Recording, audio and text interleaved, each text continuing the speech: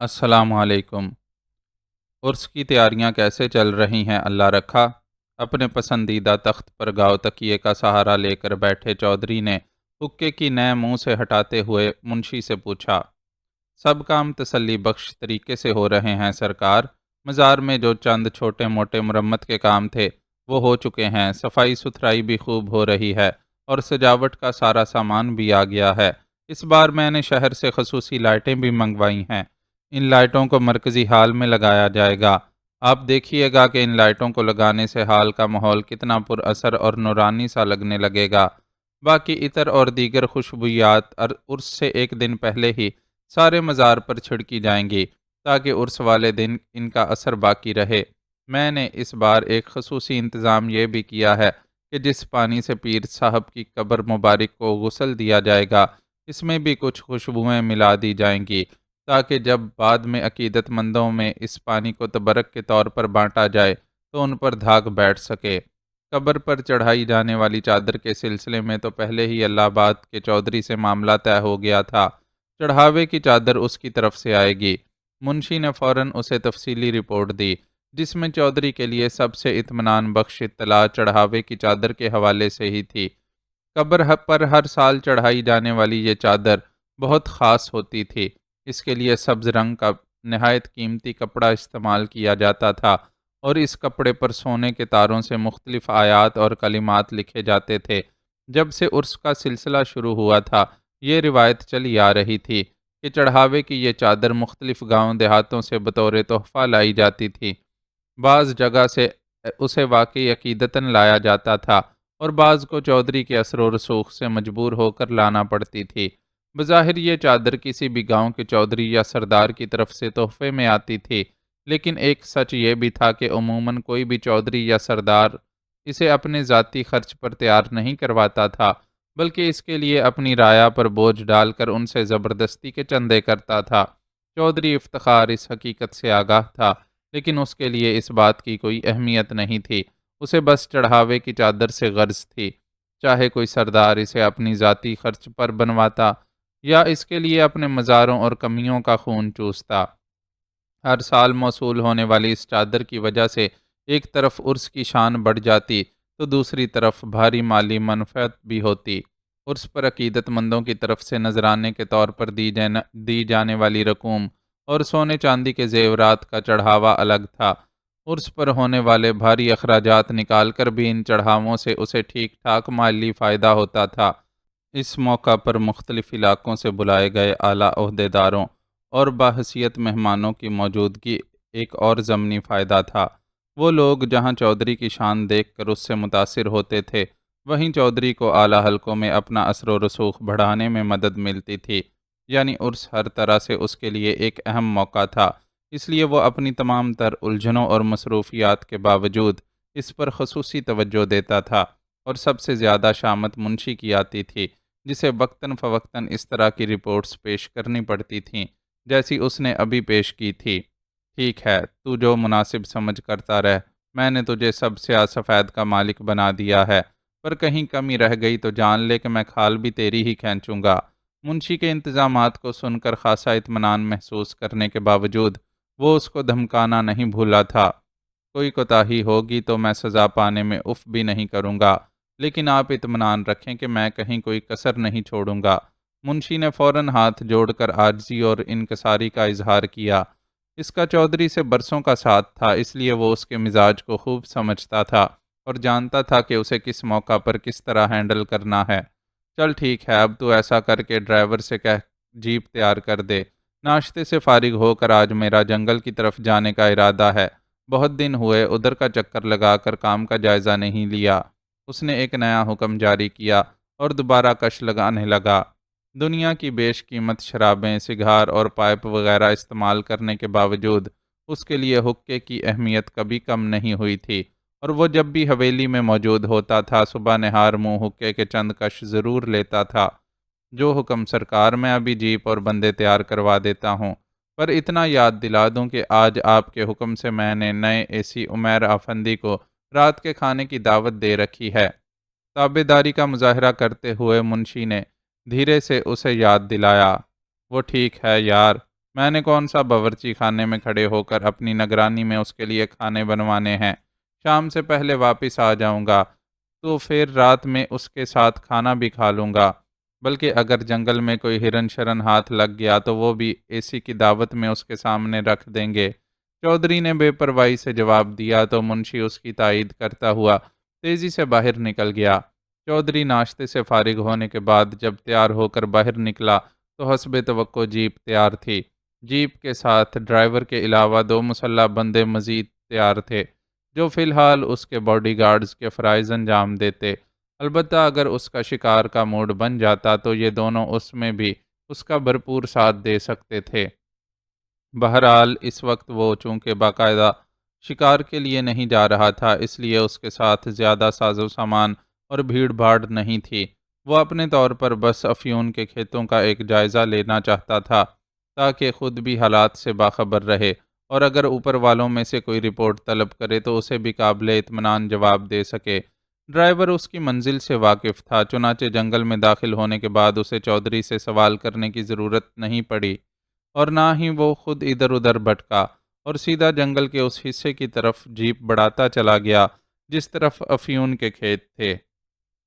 یہ کھیت جنگل کے ایسے حصے میں بنائے گئے تھے جہاں جنگل بہت گھنا اور تاریک ہو جاتا تھا، اور عام لوگ اس طرف کا رخ کرنے سے گریز کرتے تھے، کیونکہ کسی کو نہیں معلوم تھا کہ گھنے اور درختوں اور پودوں کے بیچ سے گزرنے کے بعد انہیں کیسی انہونی دنیا دیکھنے کو ملے گی۔ افیون کے یہ کھیت اتنی ہوشیاری سے تیار کیے گئے تھے کہ فضائی جائزہ لینے پر بھی نظر نہیں آ سکتے تھے۔ یہاں کام کرنے والے لوگ بھی مخصوص تھے، اور ان میں سے کسی کو بھی اب تک چھٹی نہیں دی گئی تھی۔ خود اپنی مرضی سے کسی کے کہیں جانے کا سوال ہی پیدا نہیں ہوتا تھا کہ کڑی نگرانی کا انتظام تھا، اور چھپ کر وہاں سے نکلنے کی خواہش رکھنے والا دوسری دنیا تو جا سکتا تھا، اپنے گھر نہیں۔ اپنی جیپ وہیں روک لو ورنہ اسے تباہ کر دیا جائے گا۔ مخصوص راستے پر بڑی احتیاط سے چلتی جیپ اپنی منزل کی طرف بڑھ رہی تھی کہ کسی نے بلند آواز میں اسے تنبیہ کی۔ اس آواز کو سن کر وہ سب چونک گئے، اور ڈرائیور نے غیر ارادی طور پر بریک پر پاؤں رکھ دیا۔ جیپ کے رکتے ہی چودھری کے دونوں مسلح نمک خوار اچھل کر جیپ سے اترے اور اپنی رائفلز کو سنبھال کر ایسے ارد گرد کا جائزہ لینے لگے جیسے بولنے والے کے نظر میں آتے ہی اسے گولی سے اڑا دیں گے، لیکن وہاں کوئی ہوتا تو دکھائی دیتا۔ وہ بس ادھر ادھر نظر گھما کر ہی رہ گئے۔ تم لوگ اور تمہاری جیپ ہمارے نشانے پر ہے، اگر تم نے حکم کی تعمیل نہیں کی تو نتائج کی ذمہ داری تمہارے اوپر ہوگی۔ وہی نامعلوم سمت سے سنائی دیتی آواز ایک بار پھر گونجی۔ چودھری اور اس کے نمک خوار حیران تھے کہ یہ کیا ماجرا ہے۔ جنگل کے اس حصے میں وہ ہمیشہ آزادانہ آتے جاتے رہے تھے۔ یہاں درختوں میں چھپے ہوئے پہرے دار ضرور موجود ہوتے تھے، لیکن وہ سب چودھری کے اپنے آدمی تھے اور اس کی جیپ اور آدمیوں کو بخوبی پہچانتے تھے۔ پھر یہ کون پیدا ہو گیا تھا جو ان کی راہ میں رکاوٹ ڈال رہا تھا؟ حیرانی اور غصے میں مبتلا چودھری کو یکا یک یاد آیا کہ لنڈا نے اس سے جنگل کے اس حصے میں خصوصی سیکیورٹی کے انتظامات کا ذکر کرتے ہوئے بتایا تھا کہ وہاں کوئی جدید تکنیک استعمال کی گئی ہے، اور یقیناً یہ اس سسٹم کی نگرانی کرنے والا بندہ تھا جو سکرین پر ان لوگوں کو دیکھ کر احکامات جاری کر رہا تھا۔ اس شخص کے لیے چودھری، اس کی جیپ اور آدمی سب اجنبی رہے ہوں گے، اس لیے اس نے انہیں روکنے کی جسارت کی تھی۔ اس کو بتاؤ کہ تم چودھری افتخار عالم شاہ کے کارندے ہو، اور چودھری صاحب خود جیپ میں موجود ہیں۔ خیال ذہن میں آتے ہی چودھری نے ڈرائیور سے کہا تو وہ لپک کر جیپ سے اترا اور بلند آواز میں چودھری کے الفاظ دہرائے، اس کے باوجود میں تمہیں آگے بڑھنے کی اجازت نہیں دے سکتا۔ جو نئے رولز بنائے گئے ہیں اس کے مطابق چودھری صاحب کو بھی یہاں آنے سے پہلے اوپر سے اجازت لینی ہوگی۔ اگر اوپر والے پیشگی مجھے چودھری صاحب کے آنے کی اطلاع دیں گے تو میں انہیں آنے کی اجازت دوں گا، ورنہ انہیں مایوس لوٹنا پڑے گا۔ اس نے سپاٹ لہجے میں ڈرائیور کی بات کا جواب دیا تو چودھری کے تن بدن میں آگ لگ گئی، اور وہ بلند آواز میں اپنے آدمیوں سے بولا، تم تینوں جیپ میں آ کر بیٹھو اور آگے چلو، میں دیکھتا ہوں کون مائی کا لال میرا راستہ روکتا ہے۔ اس کا حکم ملتے ہی ڈرائیور سمیت اس کے دونوں کارندے جھپٹ کر جیپ پر سوار ہو گئے۔ جیپ کا انجن ایک غراہٹ کے ساتھ سٹارٹ ہوا، لیکن اس سے قبل کہ جیپ آگے بڑھتی فضا گولیوں کی تڑتڑاہٹ سے گونج اٹھی۔ چند گولیاں جیپ کی باڈی پر بھی آ کر لگیں۔ چودھری کے کارندوں نے فوراً اپنی رائفلیں سیدھی کر لیں، لیکن وہ فائر کرتے تو کس پر؟ وہاں نہ بولنے والا نظر آتا تھا اور نہ ہی فائر کرنے والا، جواباً بس وہ ہوائی فائرنگ ہی کر سکے۔ فضول میں اپنی گولیاں ضائع نہ کرو، تم ہواؤں میں فائر کرنے کے سوا کچھ نہیں کر سکتے، جبکہ تم میں سے ہر ایک میرے نشانے پر ہے۔ میں چاہوں تو اپنی انگلی کی معمولی سی جنبش سے جیپ میں موجود ہر شخص کی کھوپڑی اڑا سکتا ہوں، لیکن میں ایسا نہیں کروں گا۔ چودھری صاحب ہمارے دشمن نہیں بلکہ ہمارے ساتھی ہیں، اور میں سمجھتا ہوں کہ ایک ساتھی کی حیثیت سے وہ تنظیم کے اصول و قواعد کی پابندی کریں گے۔ ان کی طرح میں بھی تنظیم کا ایک رکن ہوں، اور جو ذمہ داریاں مجھے سونپی گئی ہیں ان پر عمل کرنے کا پابند۔ ابھی آپ لوگ اجازت کے بغیر آئے ہیں، اس لیے میں آپ کو خوش آمدید نہیں کہہ سکتا۔ اگلی بار اجازت لے کر آئے تو دیکھیے گا آپ کا یہاں کیسے استقبال ہوتا ہے۔ میں خود آپ سے اپنے آج کے رویے کے لیے معافی مانگوں گا۔ امید ہے کہ آپ میری مجبوری سمجھ گئے ہوں گے، اور اب آپ لوگ بغیر کسی مزاحمت کے یہاں سے واپس چلے جائیں گے۔ فائرنگ کی آواز بند ہوئی تو فضا میں ایک بار پھر اس نادیدہ شخص کی آواز گونج اٹھی۔ ابتدا میں اس کا لہجہ جارحانہ تھا، لیکن پھر بتدریج اس کے انداز میں نرمی آتی چلی گئی۔ چودھری جو غصے سے کھول رہا تھا، اس کی باتیں سن کر سمجھ گیا کہ وہ کسی صورت اسے اپنی حدود میں داخل ہونے کی اجازت نہیں دے گا، اور اگر اس نے زبردستی ضد کی تو نتیجے میں ناکامی اور رسوائی کے سوا کچھ حاصل نہیں ہوگا۔ اندر ہی اندر شدید ذلت محسوس کرتے ہوئے اس نے ڈرائیور کو جیپ واپس موڑ لینے کا حکم دیا۔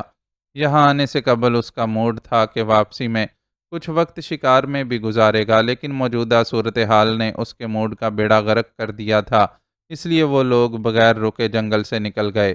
واپسی کے سفر میں وہ بدلے ہوئے حالات پر غور کرتا رہا۔ یہ ٹھیک تھا کہ ان لوگوں کے ساتھ شمولیت اختیار کرنے کے بعد اسے بے تحاشا مالی فائدہ حاصل ہو رہا تھا، لیکن یہ بات بھی حقیقت تھی کہ شروع سے ہی وہ لوگ اس کے ساتھ زور زبردستی سے کام لے رہے تھے۔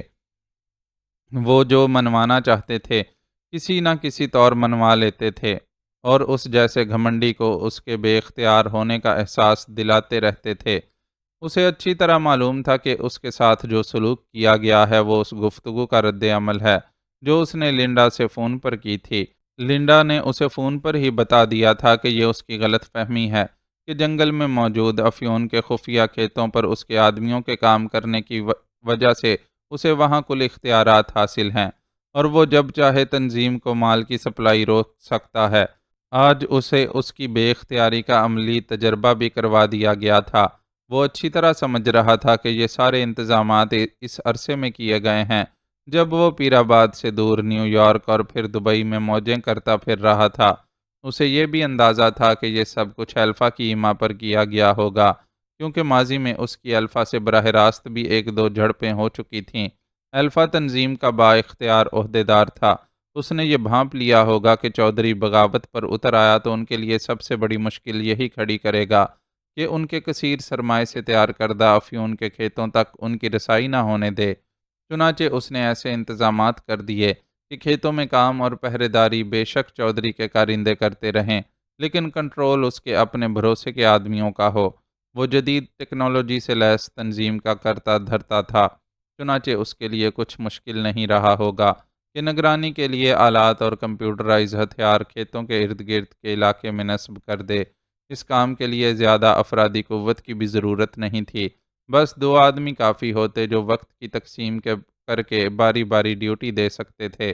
ان آدمیوں کو کچھ خاص محنت بھی نہیں کرنی پڑتی ہوگی، بس مانیٹر پر نظر ٹکائے جنگل کے مختلف ویوز دیکھتے رہتے ہوں گے، جیسا کہ آج انہیں دیکھ لیا گیا تھا، اور پھر حساس علاقے کی حدود میں داخل ہونے سے قبل ہی رک جانے کی تنبیہ بھی کر دی گئی تھی۔ ان پر جس گن سے گولیاں برسائی گئی تھیں وہ یقیناً کسی مناسب مقام پر پوشیدہ تھی، جسے مانیٹر کی سکرین پر دیکھتا شخص ایک آدھ بٹن دبا کر اپنی مرضی کے مطابق چلانے پر قادر ہوگا۔ عملی مظاہرہ اس نے چودھری اور اس کے کارندوں کو کر کے دکھا دیا تھا۔ چودھری سبکی کے بڑے شدید احساس کے ساتھ حویلی پہنچا، اور پہنچتے ہی منشی اللہ رکھا کو طلب کر لیا۔ تجھے معلوم ہے منشی کے جنگل میں ہمارے پہرے دار کارندوں کے علاوہ کوئی اور بھی سیکیورٹی سسٹم کام کر رہا ہے؟ اس کا لہجہ غضبناک تھا اور آنکھیں سرخ ہو رہی تھیں۔ معلوم ہے سرکار، آپ کے حکم سے میں نے ہی تو سسٹم لگانے والوں کی پوری مدد کی تھی۔ منشی اس کے غصے کی وجہ نہیں سمجھ پا رہا تھا، تاہم بے حد احتیاط اور احترام سے اس کی بات کا جواب دیا۔ کیا بکواس کر رہا ہے؟ میں نے کب تجھے ایسا کوئی حکم دیا؟ چودھری دھاڑا۔ میرے پاس ثبوت ہے سرکار، جو لوگ کام کے لیے آئے تھے انہوں نے مجھے آپ کا لکھا خط دیا تھا۔ منشی نے ہاتھ جوڑتے ہوئے عاجزی سے جواب دیا، میں نے تجھے ایسا کوئی خط نہیں لکھا، جا مجھے وہ خط لا کر دکھا۔ اب چودھری خود بھی الجھ گیا تھا، اس لیے پہلے سے ذرا کم والیم میں دھاڑ کر حکم دیا۔ منشی تعمیل حکم کے لیے فوراً دوڑا اور چند منٹوں میں ہی پھولی ہوئی سانسوں کے ساتھ وہ خط اسے لا تھمایا۔ چودھری نے لفافہ کھول کر اندر موجود طے شدہ کاغذ نکالا اور لمحہ بھر کے لیے خود بھی حیران رہ گیا۔ کاغذ پر جو تحریر موجود تھی وہ 100% اس کی ہینڈ رائٹنگ میں تھی اور آخر میں اس کے دستخط بھی موجود تھے۔ ہینڈ رائٹنگ اور دستخط کی اتنی کامل نقل کی گئی تھی کہ کچھ دیر کے لیے اسے بھی یہی شک گزرا کہ شاید خود اس نے منشی کو یہ خط لکھا ہے۔ حیرت اور بے یقینی کے عالم میں وہ اس خط کو پڑھنے لگا۔ اس خط میں واقعی منشی کو یہ احکامات دیے گئے تھے کہ آنے والی ٹیم سے بھرپور تعاون کرے اور انہیں کسی قسم کی شکایت کا موقع نہ دے۔ آخر میں اسے یہ تنبیہ بھی کی گئی تھی کہ اس سارے معاملے کو فون پر ڈسکس نہ کرے، کیونکہ فون کال ٹریس ہونے کا خطرہ رہتا ہے۔ اس خط کو پڑھنے کے بعد اسے اندازہ ہو گیا کہ منشی بیچارہ واقعی بے قصور تھا اور اس نے جو کچھ کیا تھا وہ اس کا حکم سمجھ کر کیا تھا۔ ٹھیک ہے، تیرا معاملہ تو مجھے سمجھ آ گیا۔ یہ بتا کہ ضلعی انتظامیہ کیسے بے خبر رہی؟ سسٹم لگانے کے لیے اچھے خاصے بندے اور آلات یہاں تک لائے گئے ہوں گے، تو کیا کسی نے ان سے کچھ نہیں پوچھا؟ پوچھتے کیسے سرکار، سارا مال اور بندے اس کنٹینر میں آئے تھے جو پھل لے کر لاہور گیا تھا۔ آپ جانتے ہی ہیں کہ واپس آنے والے ٹرکوں اور کنٹینروں کی اس طرح چیکنگ نہیں ہوتی جیسی یہاں سے جاتے وقت کی جاتی ہے۔ اس کے علاوہ ایک دوسری وجہ یہ بھی تھی کہ اسی شہریار کے حادثے کا شکار ہونے کے بعد کئی دنوں تک ضلع کا کوئی پرسان حال نہیں تھا۔ شہریار کی سختی کی وجہ سے اس کا عملہ اور پولیس والے چوکس رہتے تھے، وہ نہیں تھا تو سب کو چھوٹ ملی ہوئی تھی، اس لیے بھی کام بہت آرام سے ہو گیا۔ منشی نے اسے جواب دیا اور پھر کچھ جھجکتے ہوئے پوچھا، کیا کوئی گڑبڑ ہے؟ سرکار، آپ کے انداز سے تو مجھے ایسا لگ رہا ہے جیسے آپ اس سارے معاملے سے لا علم ہوں۔ تم ٹھیک سمجھے منشی۔ منشی کے سامنے اس نے اعتراف کیا، یہ سارا گیم بہت اوپر سے کھیلا گیا ہے۔ میں نے جن لوگوں کے ساتھ یہ نیا بزنس شروع کیا ہے وہ بلا کے خطرناک اور چالاک ہیں۔ انہوں نے کب میری تحریر کا نمونہ حاصل کیا اور کیسے میرے دستخط ان تک پہنچے، میں اس بارے میں کچھ نہیں جانتا۔ تم ان کی ہوشیاری کا اندازہ اس بات سے لگا لو کہ انہوں نے وقت سے بہت پہلے ہی اپنا سارا ہوم ورک مکمل کر رکھا تھا، اور جیسے ہی انہیں لگا کہ یہ کام کر گزرنے کے لیے مناسب وقت آ گیا ہے، وہ اپنا کام دکھا گئے۔ شہریار کے اپنی کرسی پر موجود ہونے کی صورت میں وہ ہرگز ایسا نہیں کر سکتے تھے۔ انہوں نے مجھے بھی شریک راز بنانا گوارا نہیں کیا کہ کہیں علاقے کے حکمراں کی حیثیت سے میں ان کی راہ میں رکاوٹ کھڑی کرنا نہ شروع کر دوں۔ بہت بڑا دھوکہ دیا ہے ان خبیثوں نے مجھے، لیکن دیکھنا کہ ایک دن میں انہیں اس کا جواب دے کر رہوں گا۔ وہ غصے کا اظہار کر رہا تھا، لیکن چہرے پر ایسی بے بسی تھی جو پہلے کبھی منشی نے نہیں دیکھی تھی۔ اس کی کیفیت دیکھتے ہوئے وہ یہ پوچھنے کی جسارت بھی نہیں کر سکا تھا کہ آخر ماجرا کیا پیش آیا تھا۔ آپ زیادہ ٹینشن نہ لیں سرکار، آپ کا ساتھ دینے کے لیے ہم موجود ہیں نا۔ وقت پڑنے پر آپ ذرا سا اشارہ کر کے دیکھیے گا، آپ کے جانثار آپ کے ہر حکم کی تعمیل کریں گے۔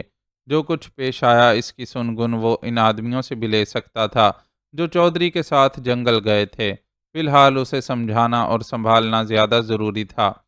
مجھے میری بلڈ پریشر کی دوا دو، میں دوا کھا کر کچھ دیر آرام کروں گا۔ چودھری نے مزید اس موضوع پر گفتگو کرنے کی بجائے دھیمی آواز میں منشی کو حکم دیا، جس کی اس نے فوراً تعمیل کی، اور دوا کے ساتھ پانی کا بھرا ہوا گلاس اس کی خدمت میں پیش کرتے ہوئے یاد دہانی کروانے والے انداز میں بولا، یہ بہت اچھا ہوگا کہ ابھی آپ آرام کر لیں۔ رات کے کھانے پر میں نے آپ کی طرف سے نئے اے سی عمیر افندی کو مدعو کر رکھا ہے، آپ آرام کر کے شام تک اس کے آنے سے پہلے تازہ دم ہو جائیں گے۔ چودھری نے اس کی بات سنی اور خاموشی سے گولی منہ میں رکھ کر پانی کی مدد سے نگل لی۔ منشی کا مشورہ صائب تھا۔ نئے اے سی سے ملاقات اہم تھی، اس لیے اس کا دماغی طور پر فٹ ہونا ضروری تھا۔ دوا کھا کر وہ جو سویا تو پھر شام کی ہی خبر لایا۔ منشی اللہ رکھا اس دوران اس کے ساتھ جنگل جانے والے ملازمین سے معلومات حاصل کر چکا تھا، چنانچہ پوری احتیاط رکھی کہ اس کی نیند میں ذرا بھی خلل پیدا نہ ہو۔ اس کے بگڑے ہوئے مزاج کے پیش نظر وہ پورا دن ایک ٹانگ پر کھڑا رہا اور عرس کے انتظامات کے ساتھ ساتھ رات ہونے والی عمیر افندی کی دعوت کے اختتام پر بھی بذات خود نظر رکھی کہ کہیں کوئی کمی پہلے سے ہی برہم چودھری کو مزید برافروختہ نہ کر دے۔ یہاں تک کہ اس نے اتنی احتیاط رکھی کہ جب عمیر حویلی پہنچا تو اس پر بہت زیادہ اپنائیت جتاتے ہوئے چپکے سے اس کے کان میں بھی یہ بات پھونک دی کہ آج چودھری صاحب کا مزاج کسی وجہ سے معمول پر نہیں ہے، اس لیے ان سے گفتگو کرتے وقت ذرا احتیاط برتی جائے۔ عمیر اس مشورے کو سن کر اندر ہی اندر تل ملایا ضرور، لیکن تاثرات سے ظاہر نہ ہونے دیا کہ اسے یہ مشورہ ناگوار گزرا ہے۔ اصل میں تو اس کے لیے چودھری سے ملاقات ہی ایک ناخوشگوار عمل تھا، لیکن وہ چونکہ شروع سے ہی اس حکمت عملی پر عمل پیرا تھا کہ بے شک چلے گا اپنی راہ پر، لیکن چودھری اور اس جیسے دوسرے لوگوں سے بھی بیر نہ لے گا۔ جنگل میں اپنے کزن اور اظفر اور اس کے ساتھیوں کی مشکوک موت کے بعد اس کے لیے اگرچہ اس بات پر عمل کرنا بہت مشکل ہو گیا تھا، لیکن پھر بھی اس نے بہترین نتائج کے حصول کے لیے صبر کا دامن ہاتھ سے نہیں چھوڑا تھا۔ اسے اس ضلع میں تعینات کروانے والوں کا بھی یہی مشورہ تھا کہ کوئی واضح بات سامنے آنے سے پہلے جذبات میں آ کر کوئی قدم اٹھانے سے گریز کرے۔ اظفر اور اس کے ساتھیوں کے ساتھ ہلاک ہونے والے فارسٹ ڈپارٹمنٹ کے ملازم خالقو نے اپنے آخری لمحات میں جو چند الفاظ ادا کیے تھے، ان میں چودھری اور افیون کے الفاظ بہت واضح تھے، جس سے وہ اور اس کے ساتھ دوسروں نے یہ نتیجہ تو اخذ کر لیا تھا کہ اظفر اور اس کی ٹیم کی ہلاکت میں چودھری کی کسی سازش کا عمل دخل ہے، اور شاید منشیات کے مکروہ دندے میں ملوث چودھری نے جنگل میں افیون کی کوئی ذخیرہ گاہ وغیرہ بنا رکھی ہے کہ وہ پہلے بھی جنگل کو اپنی مجرمانہ سرگرمیوں کے لیے استعمال کرتا رہا تھا، لیکن بہرحال وہ کوئی حتمی نتیجہ نہیں نکال سکے تھے۔ کرنل توحید کے جس نمائندے سے اس کی اس سلسلے میں بات چیت ہوئی تھی، اس نے اسے بتایا تھا کہ آج کل وہ لوگ دیگر معاملات میں بہت زیادہ الجھے ہوئے ہیں، اس لیے فوری طور پر اس معاملے پر توجہ دینے سے قاصر ہیں، لیکن یہ نہ سمجھا جائے کہ وہ اس معاملے کو فراموش کر سکتے ہیں، کیونکہ عمیر کی اظفر سے رشتہ داری اپنی جگہ، لیکن اظفر اور اس کے ساتھی انہیں اس سے کہیں بڑھ کر عزیز تھے، اور وہ اپنے ساتھیوں کا قتل کسی صورت معاف نہیں کر سکتے تھے۔ بے شک کچھ تاخیر ہو جائے، لیکن انہیں اس جرم کا ارتکاب کرنے والوں کو کیفر کردار تک ضرور پہنچانا تھا۔ اس سے یہ سب کہنے والے کے لہجے میں اتنی سچائی تھی کہ وہ اس کے بیان کو قطعی طور پر سیاسی بیان قرار نہیں دے سکا تھا، اور اسے پورا یقین تھا کہ اس سے جو کہا گیا ہے اس پر عمل بھی کیا جائے گا۔ دوسرے وہ مشابرم خان کے غیر حاضر ہونے کی وجہ سے بھی بے دست و پا تھا۔ بطور اے سی تو اسے اپنی ذمہ داریاں نبھانے میں کسی مشکل کا سامنا نہیں تھا کہ دفتری معاملات میں عبد المنان جیسا مخلص اور تجربہ کار پی اے رہنمائی اور معاونت دونوں فرائض بخوبی انجام دے رہا تھا، لیکن وہ جو اپنی ملازمت کے ساتھ ایک سائیڈ مشن دیکھ رہا تھا، اس کے لیے مشابرم خان کی موجودگی بہت ضروری تھی۔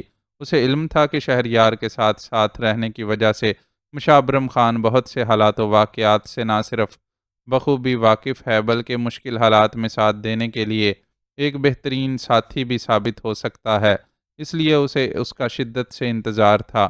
اس کے بارے میں البتہ اسے اتنی اطلاع ضرور فراہم کر دی گئی تھی کہ ایک اہم معاملے میں الجھنے کی وجہ سے مشابرم خان مضروب ہے اور مکمل صحت یابی تک نامعلوم مدت کے لیے ڈیوٹی سے غیر حاضر رہے گا۔ اتنے سارے الجھے ہوئے معاملات کے ساتھ اس نے چودھری کی دعوت بہت بے دلی سے اور صرف مصلحتاً قبول کی تھی، اور یہاں آتے ہی اسے بتایا جا رہا تھا کہ قبلہ چودھری صاحب کا مزاج ذرا برہم ہے، اس لیے گفتگو میں احتیاط برتی جائے۔ اس مشورے پر اسے غصہ تو بہت آیا، لیکن پھر ضبط کر گیا۔ ادھر چودھری نے منشی کے اندازے کے برخلاف خود کو کافی سنبھال لیا تھا۔ بھرپور نیند لے کر اٹھنے کے بعد اس نے سارے معاملات پر بہت ٹھنڈے دماغ سے غور کیا۔ پہلے تو اس کا خیال تھا کہ لنڈا کو فون کر کے اپنی اس بے عزتی کے لیے اس سے شکوہ کرے، لیکن پھر خود ہی ارادہ تبدیل کر لیا۔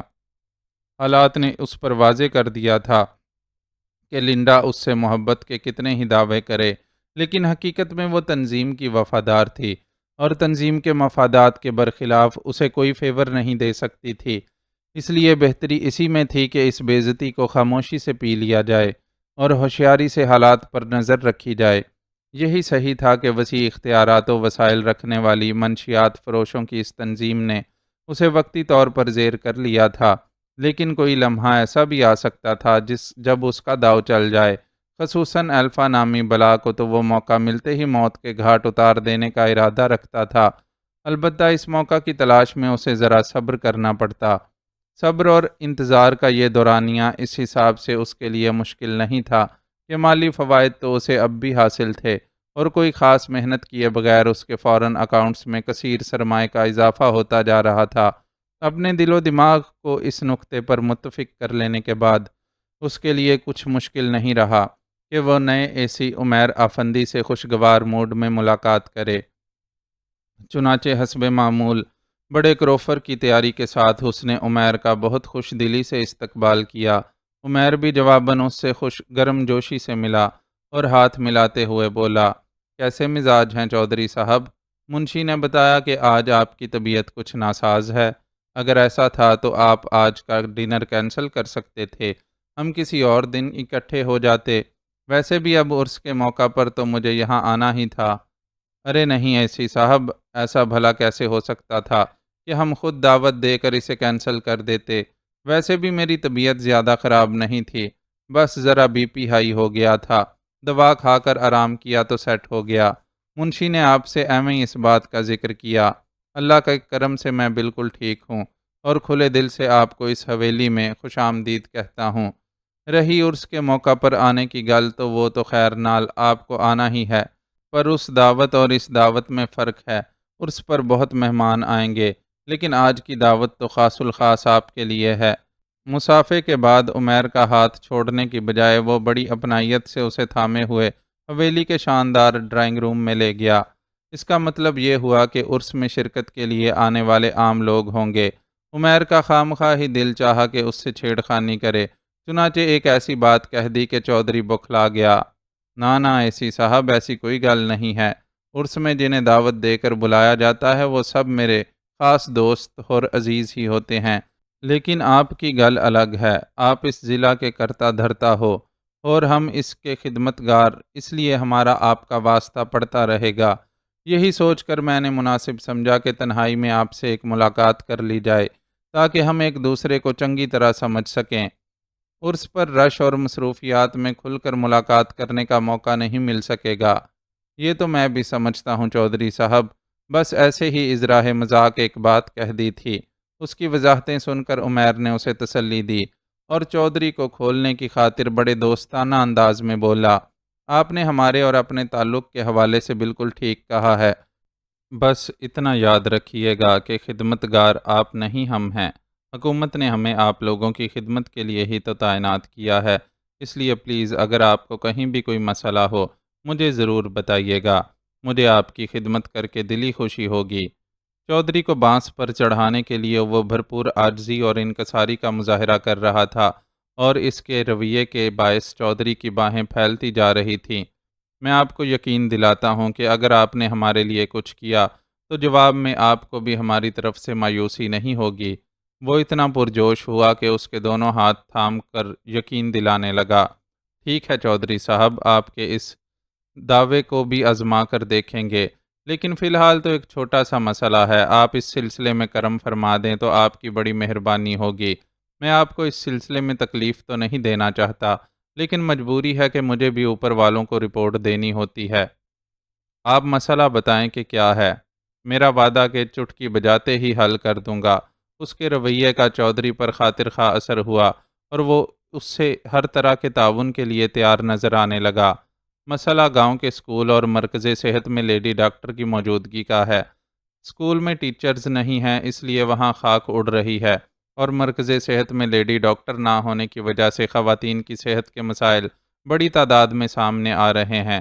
پچھلے دنوں ہی 2 خواتین کوالیفائڈ لیڈی ڈاکٹر نہ ہونے کے باعث ڈلیوری کے دوران موت کا شکار ہوئی ہیں۔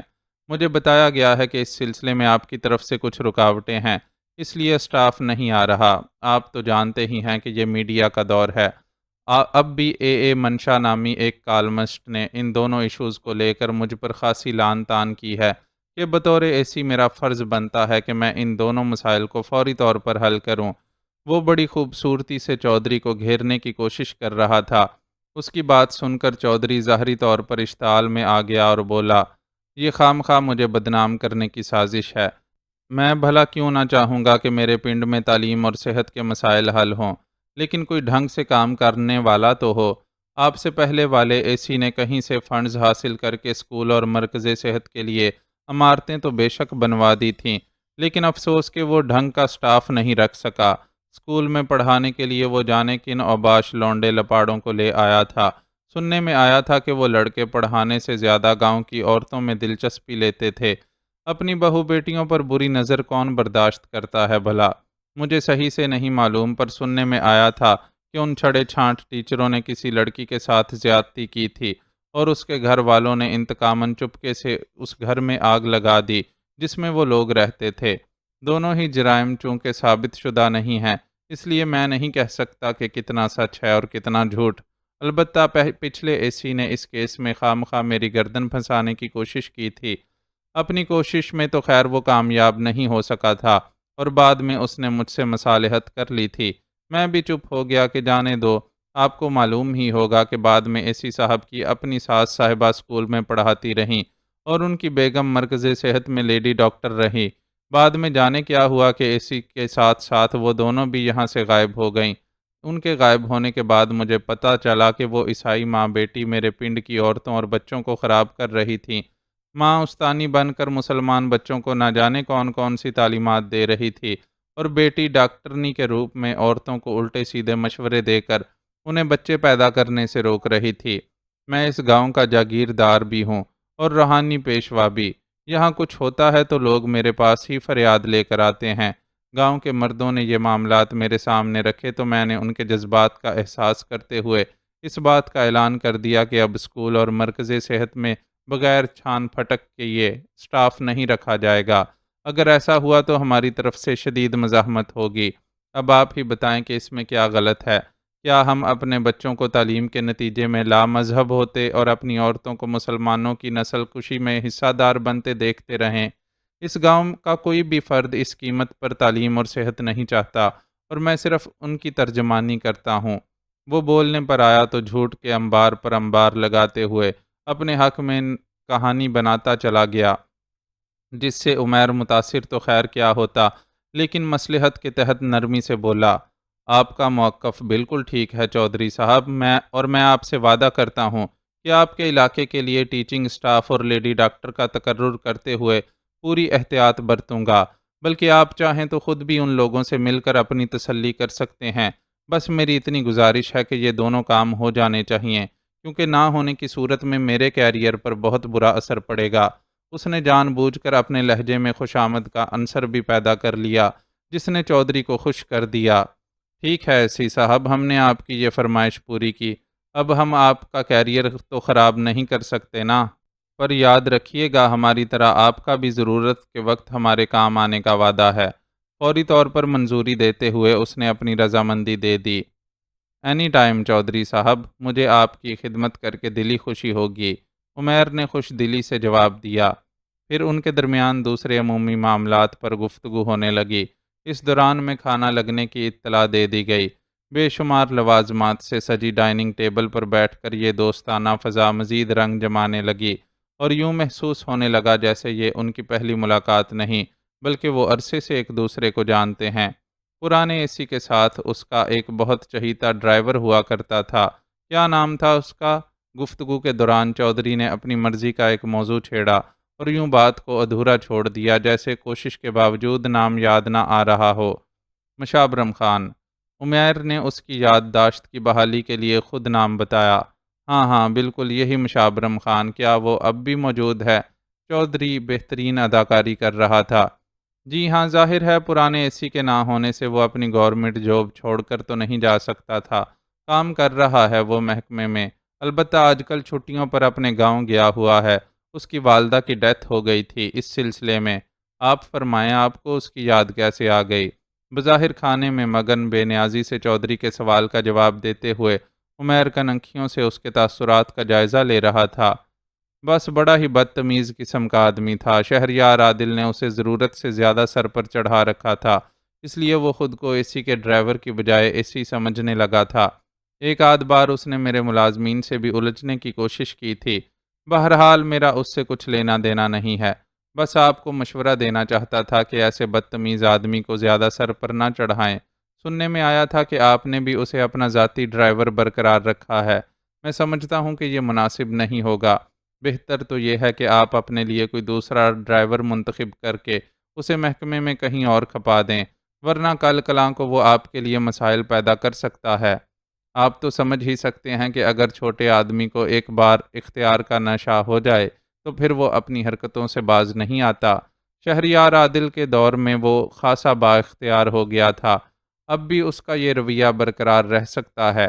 وہ بڑے مناسب انداز میں عمیر کو مشابرم خان کی طرف سے بھڑکانے کا فریضہ انجام دے رہا تھا۔ عمیر نے بھی اس سے اختلاف مناسب نہ سمجھا اور ہاں میں ہاں ملاتے ہوئے بولا، آپ بالکل درست فرما رہے ہیں۔ میں نے بھی ایک دو بار محسوس کیا تھا کہ وہ کسی معاملے میں میری اجازت لینے سے قبل خود ہی عملی اقدامات اٹھا لیتا ہے، لیکن میں نظر انداز کر گیا۔ اب آپ نے توجہ دلائی ہے تو اس آدمی سے ہوشیار رہوں گا، اور جہاں کہیں اسے اس کی حدود سے تجاوز کرتا ہوا دیکھا گوشمالی ضرور کروں گا۔ عمیر نے جواب سے یہ اندیہ تو نہیں دیا کہ وہ مشابرم خان کو اس جگہ سے ہٹا دے گا، لیکن اس نے جس قسم کے جذبات کا اظہار کیا تھا وہ بھی تسلی بخش تھے۔ چودھری نے فی الحال اس پر اکتفا کرنا ہی مناسب سمجھا اور عمیر سے دوستانہ تعلقات کو مضبوط کرنے کے لیے مزید گرم جوشی سے اس کی خاطر مدارت کرنے لگا۔ جاوید علی بہت اداس تھا۔ پچھلے دنوں اس نے بہت باغ دوڑ کی تھی۔ اس کے کریڈٹ میں پر ایک نہیں کئی کارنامے تھے۔ پہلا کارنامہ اس نے یہ انجام دیا کہ خواجہ سراؤں کے دلدادہ اخلاقی کجروی کے شکار نواب نوازش علی کی کوٹھی میں پنجے گاڑے بیٹھے راہ کے کئی ایجنٹوں کو نہایت کامیابی سے ٹھکانے لگا دیا تھا۔ اس کے اس کارنامے کی وجہ سے راہ والے اپنے کئی ایجنٹوں کے ساتھ ساتھ اس ٹھکانے سے بھی محروم ہو گئے تھے جہاں وہ بڑی مقدار میں اسلحہ ذخیرہ کیا کرتے تھے۔ یہیں جاوید علی اپنے زندگی کے سب سے انوکھے اور خوبصورت جذبے سے بھی روشناس ہوا تھا۔ اس کے مشن کی انجام دہی میں مدد دینے والی نواب نوازش علی کی بیٹی شازمین اور وہ محبت کے رشتے میں بندھ گئے تھے، اور مختصر مدت میں ہی اس جذبے نے انہیں بڑی شدت سے گرفت میں لے لیا تھا۔ لیکن شومئی قسمت کے انہیں ایک دوسرے کے ساتھ وقت گزارنے کی مہلت نہیں ملی، اور اس سے قبل ہی جاوید علی کو تلاش کرتے راہ کے گنڈوں کے ہاتھ شازمین لگ گئی۔ انہوں نے اس سے جاوید علی کے بارے میں حقائق اگلوانے کے لیے اتنا برا سلوک کیا کہ وہ نازک کلی سی لڑکی مسل دی گئی۔ شازمین کی موت جاوید علی کے لیے بہت بڑا صدمہ تھا، اور اس صدمے کے زیر اثر وہ انتقاماً راہ کے ایک ایک فرد کو کچل ڈالنے کی خواہش رکھتا تھا۔ یہ شاید اس کے جذبے کی گہرائی تھی کہ اس کے مواقع بھی میسر آ گئے۔ پہلے اسے لاہور سے آنے والے اسپیشل ایجنٹ عادل خان کے ساتھ مل کر کام کرنے کا موقع ملا، اور انہوں نے بھارت کے تیار کردہ دہشت گرد سلیم عرف سلو سے بڑی خوبی سے دو ہاتھ کیے۔ سلو کا قصہ ختم ہونے کے بعد عادل خان تو واپس چلا گیا، لیکن وہ ریاض انور کی راہ پر لگ گیا۔ نیک نام سمجھا جانے والا یہ سیاسی لیڈر در حقیقت راہ کا نمک خوار تھا۔ جاوید علی نے اپنے تدبر اور حکمت عملی سے اسے بھی انجام تک پہنچا دیا، لیکن کوشش کے باوجود وہ ریاض انور سے راہ کے مزید ایجنٹوں یا ٹھکانوں کے بارے میں کچھ معلوم نہیں کر سکا تھا، اور اس طرح آگے کوئی راہ نظر نہ آنے کی وجہ سے آج کل بے دست و پا بیٹھا تھا۔ یہ بیکاری اور بے عملی ہی تھی جس نے بیک وقت اسے جھنجھلاہٹ اور اداسی میں مبتلا کر دیا تھا۔ جب تک وہ حرکت میں تھا اسے لگتا تھا شازمین کے قاتلوں کو انجام تک پہنچا رہا ہے۔ اب کرنے کو کچھ نہیں رہا تو اس کی جدائی کا غم اور اذیت ناک موت کا خیال زیادہ ستانے لگا تھا، اگرچہ اسے اس کے محکمے کی طرف سے بہت سراہا گیا تھا، اور کراچی سے لاہور واپس بلا کر کچھ دن کی چھٹیاں بھی دے دی گئی تھیں کہ وہ اپنی والدہ کے ساتھ کچھ وقت گزار لے۔ ماں سے وہ سنگل پیرنٹ ہونے کی وجہ سے ہمیشہ ہی بہت قریب رہا تھا، اور اگر عام حالات میں اسے یہ چھٹیاں ملی ہوتیں تو وہ انہیں ماں کے ساتھ بہت انجوائے کرتا، لیکن اب تو دل و دماغ کی یہ حالت تھی کہ کچھ بھی اچھا نہیں لگتا تھا۔ اس کی ماں کو اس کے ساتھ ہونے والے حادثے کے بارے میں معلوم تھا۔ اس نے خود انہیں سب کچھ بتایا تھا اور بچوں کی طرح ان کے سینے سے لگ کر رویا بھی تھا۔ وہ خود جوانی میں بیوہ ہوئی تھیں، اس لیے اس دکھ سے واقف تھیں جو ان کا بیٹا جھیل رہا تھا۔ انہوں نے اس سے اس کے کسی رویے کا شکوہ نہیں کیا تھا اور اپنے طور پر اس کا دل بہلانے اور دھیان بٹانے کی کوشش کرتی رہتی تھیں، لیکن وہ کیا کرتا کہ اس کے دل و دماغ ایسی کسی کوشش سے بہلتے ہی نہیں تھے۔ اسے شازمین کی موت کے بعد اگر کبھی سکون محسوس ہوا تھا تو صرف ان لمحوں میں جب وہ ملک دشمنوں کے خلاف برسرے پیکار رہا تھا۔ اب بھی اسے احساس ہو گیا کہ اگر وہ آرام کے نام پر ملنے والی چھٹیوں میں اس طرح گھر بیٹھا رہا تو سوچ سوچ کر پاگل ہو جائے گا۔ چنانچہ اگلے ہی لمحے اس نے سامان پیک کیا اور ماں کو خدا حافظ کہہ کر گھر سے نکل کھڑا ہوا۔ جلد وہ لاہور میں قائم سی ایف پی کے ہیڈ کوارٹر میں ذیشان کے سامنے تھا۔ اتنی جلدی کیوں آ گئے جوان؟ تم نے بہت کام کیا تھا اور ان چھٹیوں پر تمہارا حق تھا، ذیشان نے اسے بغور دیکھتے ہوئے کہا۔ مجھے جتنا آرام کرنا تھا میں نے کر لیا سر، میں نہیں سمجھتا کہ مجھے مزید آرام کی ضرورت ہے، اس لیے میں واپس آ گیا، اس نے اسپاٹ لہجے میں ذیشان کی بات کا جواب دیا۔ گڈ، یہ بہت اچھی بات ہے کہ تم کام سے دل چرانے والوں میں سے نہیں ہو۔ ٹھیک ہے، ڈیوٹی جوائن کر لو، پھر جہاں کام نکلا تمہیں اس طرف لگا دیں گے۔ ذیشان کو بھی اس کے ساتھ پیش آنے والے حالات سے واقفیت تھی، اس لیے زیادہ بحث میں پڑے بغیر اسے جوائننگ کی اجازت دے دی۔ کام میں خود سوچ کر آیا ہوں سر، بس آغاز کے لیے آپ کی اجازت کی ضرورت ہے۔ اس نے جھکی نظروں سے اپنا مدعا بیان کیا۔ کیسا کام؟ ذیشان چونکا اور اسے مستفسرانہ نگاہوں سے دیکھنے لگا۔ پچھلے دنوں ایک ہندو دکاندار رائے چند ہماری نظروں میں آیا تھا۔ یہ وہی شخص ہے جس نے ہسپتال سے شہریار عادل کے فنگر پرنٹس اور خون وغیرہ کے نمونے حاصل کرنے کی کوشش کی تھی۔ ہم نے اس شخص کی نگرانی بھی کروائی تھی، لیکن یہ معلوم کرنے میں کامیاب نہیں ہو سکے تھے کہ اس سے وہ نمونے کس نے حاصل کیے۔ اس وقت فیصلہ کیا گیا تھا کہ رائے چند کی نگرانی جاری رکھی جائے گی۔ میں آپ سے جاننا چاہتا ہوں کہ اس نگرانی کے کیا نتائج نکلے، اور اگر آپ اجازت دیں تو میں اس بندے پر مزید کام کر کے راہ کے مزید ایجنٹوں کا پتہ لگا سکتا ہوں۔ اس نے ذیشان کے سامنے وہ بات رکھی جو گھر سے ہی سوچ کر یہاں آیا تھا۔ رائے چند کی نگرانی اب بھی جاری ہے، لیکن یہ کام ہمارا کوئی منجا ہوا ساتھی نہیں کر رہا، بلکہ سیکیورٹی ایجنسی کے مختلف اہلکاروں کو یہ ڈیوٹی سونپی جاتی ہے۔ اصل میں ابتدائی نگرانی سے کوئی خاص نتائج حاصل نہیں ہوئے تھے، اس لیے بہتر یہی سمجھا کہ کسی خاص بندے کو اس کام میں الجھانے کی بجائے عمومی نظر رکھی جائے، جس کے لیے سیکیورٹی گارڈز سے کام چلایا جا رہا ہے۔ تمہیں معلوم ہے کہ ہمارے پاس بہت زیادہ نفری نہیں ہے، اس لیے ہمیں کبھی کبھی ثانوی نوعیت کے معاملات میں اس طرح بھی کام چلانا پڑتا ہے۔ ہمارے سیکیورٹی گارڈز بظاہر رائے چند کے سٹور کے سامنے والے ریستوران میں فرائض انجام دے رہے ہیں، لیکن انہیں ہدایت ہے کہ اگر رائے چند کی دکان پر کوئی غیر معمولی بات نظر آئے تو اطلاع دیں۔ تم یہ سمجھ لو کہ فی الحال رائے چند کی اس حد تک نگرانی ہو رہی ہے کہ کہیں وہ منظر سے غائب تو نہیں ہو رہا، باقی فی الحال وہ آزاد ہی ہے۔ ذیشان نے اسے تفصیل سے صورتحال سے آگاہ کیا۔ اصل میں اب تک یہی سمجھا گیا تھا کہ رائے چند خود کوئی خاص ایجنٹ نہیں ہے، بلکہ اسے چھوٹے موٹے کاموں میں درمیانی آدمی کے طور پر استعمال کیا جاتا ہے، اس لیے اس پر بہت زیادہ توجہ نہیں دی جا رہی تھی۔ ٹھیک ہے، تو بس آپ مجھے اجازت دے دیں۔ فی الحال ہم بالکل اندھیرے میں ہیں، اس لیے کہیں نہ کہیں سے کام شروع کرنے کے لیے رائے چند بری چوائس نہیں ہے۔ میں دیکھتا ہوں کہ اسے کس حد تک نچوڑا جا سکتا ہے۔ جاوید علی کا لہجہ حتمی تھا۔ ذیشان کچھ دیر اسے دیکھتا رہا اور پھر اسے اجازت دے دی۔ اوکے ینگ مین، تم جو چاہو، لیکن خیال رکھنا کہ جوش میں ہوش نہ کھونے پائیں۔ جاوید علی کے اندر جو جوالا مکھی ابل رہا تھا، اسے بہنے کے لیے کوئی نہ کوئی راستہ ملنا ہی چاہیے تھا، اس لیے اسے اجازت دینے میں ہی بہتری تھی۔ البتہ وہ ایک افسر کے طور پر اسے تنبیہ کرنا نہیں بھولا تھا۔ ڈونٹ وری سر، میں خیال رکھوں گا، جاوید علی نے اسے یقین دلایا، البتہ اس کی آنکھیں اس شکاری کی طرح چمک رہی تھیں جسے شکار کا پرمٹ مل گیا ہو۔ امرت کور کے دیے گھوڑے نے ان کے لیے سفر کو آسان بنا دیا تھا۔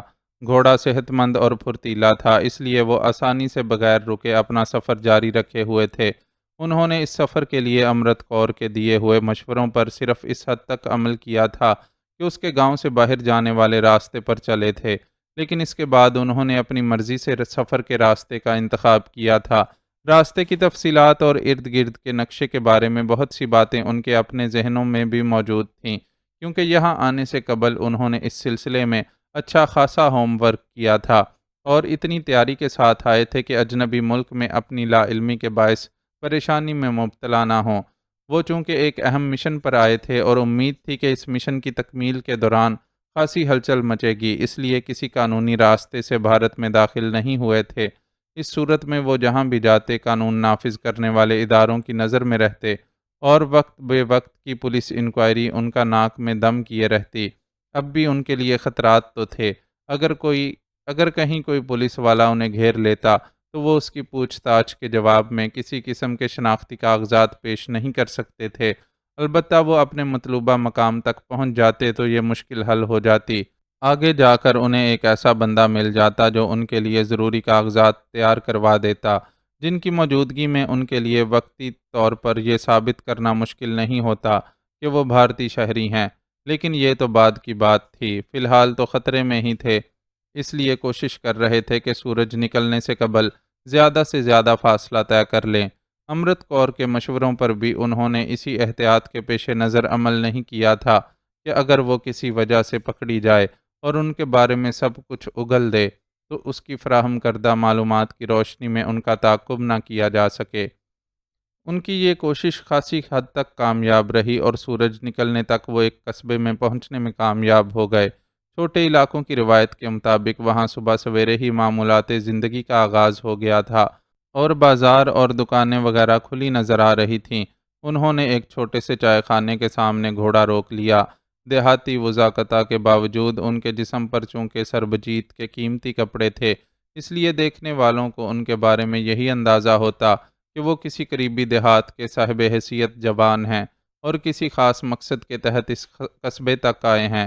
انہوں نے جیسے ہی گھوڑا روک کر چائے خانے کی طرف قدم بڑھائے، ایک دبلا پتلا سا لڑکا فوراً الرٹ ہو گیا اور اپنے کندھے پر پڑے میلے سے کپڑے سے جلدی جلدی کرسیاں صاف کرتے ہوئے ہانک لگائی۔ ادھر بیٹھیں صاحب جی۔ وہ دونوں خاموشی سے کرسیوں پر براجمان ہو گئے۔ حکم صاحب۔ لڑکا سربستہ ان کے سامنے کھڑا ہو گیا۔ پراٹھے، انڈے، ایک پلیٹ حلوہ اور 2 دودھ۔ سلو نے شہریار سے مشورہ کیے بغیر آرڈر دیا۔ چائے خانے کے سامنے ہی 2 افراد بڑے بڑے تووں پر یہ لوازمات تیار کر رہے تھے اور وہاں بیٹھ کر ناشتہ کرنے والوں کے علاوہ کئی لوگ لفافوں میں بھی یہ اشیاء خرید کر لے جا رہے تھے۔ چائے خانے کے بالکل سامنے اس طرح کا انتظام عجب تھا، لیکن اس طرح لوگوں کو چائے کے ساتھ ساتھ بھرپور ناشتے کی بھی سہولت حاصل ہو جاتی۔ لیکن شہریار سلو کے آرڈر پر کچھ گھبرا سا گیا۔ اسے اس قسم کا بھاری بھرکم ناشتہ کرنے کی قطعی عادت نہیں تھی اور اس کا خیال تھا کہ اس کے لیے یہ سب کھانا اول تو مشکل ہوگا، لیکن اگر کسی طرح کھا بھی لیا تو شاید ہضم نہ کر پائے۔ ہم جس گیٹ اپ اور جیسے علاقے میں ہیں اس کے مطابق یہی ناشتہ کیا جا سکتا ہے۔ ویسے بھی شدید بھوک لگ رہی ہے، بھاگ دوڑ میں رات کا کھانا بھی نصیب نہیں ہوا تھا، اب موقع ملا ہے تو بہتر ہے جی بھر کر کھا لیں۔ اس کے چہرے سے اس کی اندرونی کیفیات کو بھانپتے ہوئے سلو نے سرگوشی میں کہا۔ ناچار شہریار کو بھی قائل ہونا پڑا اور جب ان کی میز پر گرما گرم ناشتہ چنا گیا تو اس کی خوشبو ہی اتنی اشتہا انگیز تھی کہ دل میں اس قسم کے بھاری ناشتے کے لیے ناپسندیدگی محسوس کرنے والا شہریار اپنا ہاتھ نہیں روک سکا اور ایک بار ہاتھ بڑھا کر اس نے اس وقت تک سلو کا ساتھ دیا جب تک جملہ لوازمات ختم نہ ہو گئے۔ یہ شدید بھوک کے ساتھ ساتھ ناشتے کی لذت کا بھی کمال تھا کہ وہ برسوں سے کار بند اصولوں پر سے ہٹنے پر مجبور ہو گیا تھا۔ ویسے بھی اب وہ پہلے والا شہریار عادل کب رہا تھا؟ اس شہریار عادل کو تو اس نے خود اپنی مرضی سے ہزاروں نقابوں میں چھپا دیا تھا اور آنے والے وقت میں جانے کون کون سے اور کتنے ناموں سے اپنا تعارف کروانے والا تھا۔ مزہ آ گیا نا ناشتہ کر کے؟ سلو نے مسکرا کر اس سے پوچھا۔ ہاں یار، زبردست ناشتہ تھا، اس نے اعتراف کیا۔ ذرا دیر میں ہی سلو کے اشارے پر ان کی میز پر سے خالی برتن ہٹا کر دودھ پتی کے بڑے بڑے پیالے رکھ دیے گئے۔ ناشتے کے تجربے کے بعد شہریار کے پاس اب اعتراض کی گنجائش ہی نہیں تھی۔ اس لیے اس نے خاموشی سے ہاتھ بڑھا کر پیالہ تھام لیا۔ اسی وقت قریبی میز سے ایک جوان العمر شخص اٹھ کر ان کی میز کے قریب آیا اور ہاتھ جوڑ کر نمستے کرنے کے بعد بیٹھنے کی اجازت چاہی، جو انہیں دینی پڑی۔ میرا نام جگدیش ہے، ادھر کا ہی رہنے والا ہوں۔ قصبے کے سارے لوگ مجھے اور میں ان کو جانتا ہوں، پر آپ لوگوں کی شکلیں میرے لیے نئی ہیں۔ کدھر سے آئے ہو آپ؟ اس کا لہجہ اگرچہ مہذبانہ تھا، لیکن آنکھوں میں ایک خاص قسم کی کھوج تھی، اور اس کھوجی تاثر کی وجہ سے ہی وہ اچھی خاصی شکل و صورت کا مالک ہونے کے باوجود بڑا شاطر بندہ لگ رہا تھا۔ تم نے ٹھیک پہچانا بھرا، اسی ادھر کے رہنے والے نہیں ہیں، تارا پنڈ سے آئے ہیں۔ میرا نام رمیش ہے، اور یہ میرا نکا بھرا وریندر ہے تو یہ میرے چاچے دا پتر، پر تم سگا ہی سمجھو۔ آنے والے مہینے میں اس کا بیاہ ہونے والا ہے، اور اپنے نکے بھرا کا بیاہ ہو اور اس میں کوئی شوشہ نہ ہو، یہ کیسے ہو سکتا ہے؟ میں نے اس سے کہا کہ چل تجھے لے کر شہر چلتا ہوں، ادھر سے ساری خریداری کرواؤں گا۔ بہت لمبا سفر ہے ہمارے پنڈ سے شہر کا، ہم لوگ پوری رات ہی سفر کرتے رہے ہیں، یہاں رکے تھے کہ بھوجن کر کے تھوڑی دیر کہیں کسی سرائے میں آرام کریں گے، پھر آگے جائیں گے۔ جواب دینے کی ذمہ داری شہریار نے نبھائی۔ سلو اس سے عمر میں چھوٹا تھا، اس حساب سے یہ کہانی مناسب بھی لگ رہی تھی۔ کدھر جاؤ گے خریداری کے لیے؟ اگر ہریانہ جانا ہے تو بتاؤ، میرا ایک یار اپنی دکان کے لیے سامان لینے ادھر جانے والا ہے، میں تمہیں اس کے ساتھ کر دوں گا۔